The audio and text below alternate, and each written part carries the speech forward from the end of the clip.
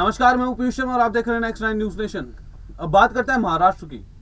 महाराष्ट्र में सीएम उद्धव ठाकरे को अपनी सरकार बचाने के लिए संघर्ष करना पड़ रहा है। पिछले 3 दिनों की तरह राज्य में शुक्रवार को भी वार्ता का जोर जारी रहा था। सीएम उद्धव ठाकरे ने सेना भवन में शिव सैनिकों से बात की तो आदित्य ठाकरे ने भी जिला स्तर के पार्टी पदाधिकारियों को संबोधित किया था। इसके बाद शरद पवार समेत एनसीपी के शीर्ष नेताओं ने आगे की रणनीति पर बैठक की थी। शाम होते होते विधानसभा सचिवालय में शिवसेना के 16 बागी विधायकों की सदस्यता रद्द करने की अपील पर मंथन भी हुआ था। आज शिवसेना ने अपनी सभी राष्ट्रीय कार्यकारिणियों की बैठक को बुला लिया। आदित्य ठाकरे भी युवा नेताओं की सभा को संबोधित करेंगे। वहीं बीजेपी नेता व पूर्व सीएम देवेंद्र फडणवीस केंद्रीय मंत्री रामदास अठावले के साथ राज्य के मौजूदा हालात पर चर्चा भी करेंगे।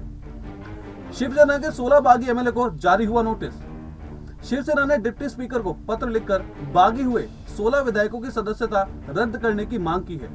इस पर विधानसभा सचिवालय के महाधिवक्ता आशुतोष कुंभकोनी के साथ बैठक हुई थी। इसमें अरविंद सावंत, अनिल देसाई भी मौजूद रहे थे। अनिल देसाई ने बताया कि बागियों की सदस्यता रद्द करने को लेकर कानूनी पहल पर चर्चा हुई थी। अब सभी बागियों को नोटिस भेजा जाएगा। अगर बागियों की सदस्यता रद्द कर दी जाती है तो वो फ्लोर टेस्ट पर वोट नहीं कर पाएंगे। अजय चौधरी को मिली दल नेता की मान्यता।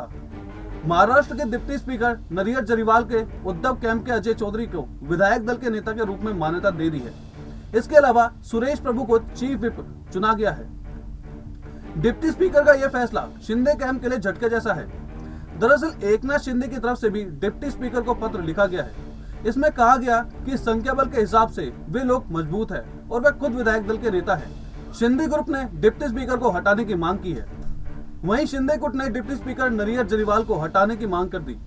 शिंदे ग्रुप ने कहा कि उन्होंने बिना सलाह उद्धव की टीम के सदस्य को विधानसभा के नेता चुन लिया है। कहा है कि अब इसके लिए डिप्टी स्पीकर के खिलाफ प्रस्ताव लाया जाएगा। विधायक महेश बाल्दी और विनोद अग्रवाल ने डिप्टी स्पीकर को पत्र लिखा है। इसमें कहा गया है कि उनको अरुणाचल प्रदेश के 2016 के केस को देखना चाहिए। इसमें सुप्रीम कोर्ट ने कहा है कि अगर स्पीकर की पोजीशन खुद सवालों के घेरों में है तो वह किसी विधायक को अयोग्य ठहराने का काम नहीं कर सकते हैं। मैंने सीएम आवाज छोड़ा है, लड़ाई नहीं, उद्धव ठाकरे। सीएम उद्धव ठाकरे ने सेना भवन में बैठक के दौरान शिव सैनिकों से कहा है कि मैंने वर्षा को छोड़ा है, लड़ाई नहीं। सत्ता को लेकर मुझे कोई लालच नहीं, मुझ में अभी भी लड़ने की इच्छा शक्ति है। जिस तरह से बगावत हुई है वही सही नहीं है। मैं उन्हें चुनौती देता हूँ कि वो ठाकरे और शिवसेना के नाम का इस्तेमाल किए बिना सरवाइव नहीं कर सकते हैं। उद्धव ठाकरे ने कहा है कि मेरी तबीयत ठीक नहीं थी, मेरे कंधे से लेकर पैरों तक कोई हलचल नहीं थी। कुछ लोगों को लगा कि मेरी तबीयत ठीक नहीं होगी। लोग दुआ कर रहे थे कि मैं ठीक ना हो जाऊं, लेकिन मुझे ऐसे लोगों की परवाह नहीं है। उन्होंने कहा है कि मैं कभी सपने में भी नहीं सोचा था कि मुझे यह पद मिलेगा। मातोश्री के बाहर जुटे सैकड़ों शिव सैनिक। सीएम उद्धव ठाकरे के साथ उन्होंने घर पर एनसीपी के नेताओं ने बैठक की थी। इस बैठक में एनसीपी चीफ शरद पवार के अलावा अजीत पवार, जयंत पाटिल और प्रफुल्ल पटेल भी मौजूद थे। वहीं उसी समय मातोश्री के बाहर जुटे सैकड़ों शिव सैनिक। सीएम उद्धव ठाकरे के साथ उनके घर पर एनसीपी के नेताओं ने बैठक की थी। इस बैठक में एनसीपी चीफ शरद पवार के अलावा अजीत पवार, जयंत पाटिल और प्रफुल्ल पटेल भी मौजूद रहे।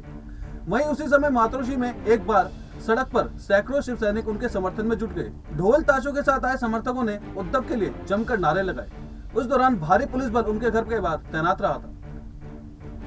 फिलहाल इस खबर में इतना ही। आप देखते रहिए नेक्स्ट 9 न्यूज नेशन।